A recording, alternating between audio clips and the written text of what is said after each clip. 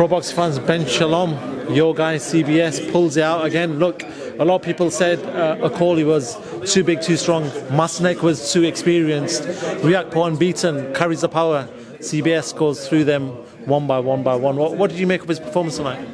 Best I've ever seen him. Best I've ever seen him all week. Knew that he was in a special place mentally, and just was so confident. But made a fighter that is that dangerous look lackluster. Never gave him the opportunity to get going, and that's a sign of a special fighter. And you know, you talk about world level and you talk about elite level, and I think he's got to be getting now into that elite level category. You know, won a world title, defending it twice against great opposition. 12 months ago, you'd have said Lawrence and Richard were by far the best two cruiserweights in the country, and he's gone through them both, and he keeps getting better and better and better. And yeah, it has to be unifications next, but special performance. Gutted for Richard. He'll have to come again. He'll have to learn a lot from this experience. But yeah, I think Chris is in a very good place.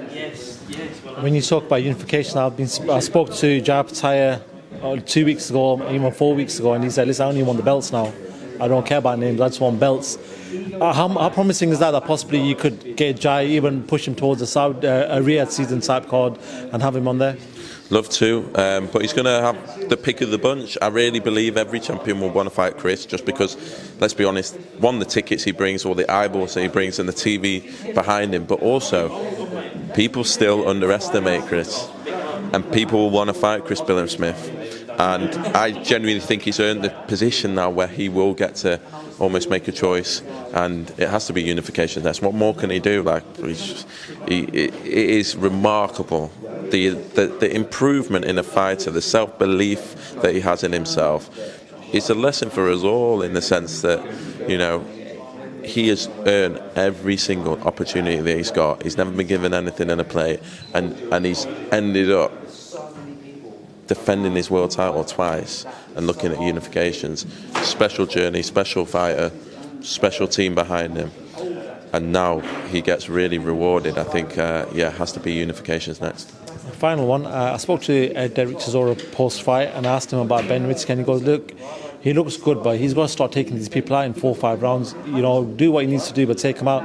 Do you share that sentiment, or do you see where Ben's coming from? And you know, he is trying to take him out. Maybe tonight wasn't the case, but you know, do you feel like he is trying to do that? Look, he was in there with a very tough man that would have taken a baseball bat perhaps to get him out of there, but I thought it was a very, very crisp, very talented performance. And at the end of the day, the spectacle that he creates after just a handful of fights, like, I understand what people get frustrated, and particularly the fans like us that watch boxing every single week.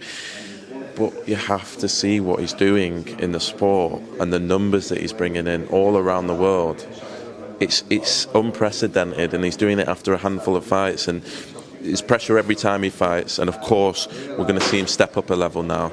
I want to see him headline in September.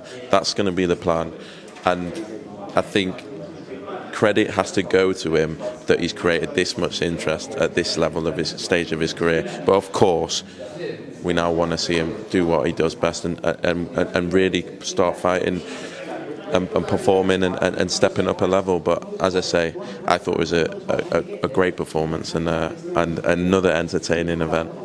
So man, Ben Shalom, always a pleasure, mate. Thank you so much.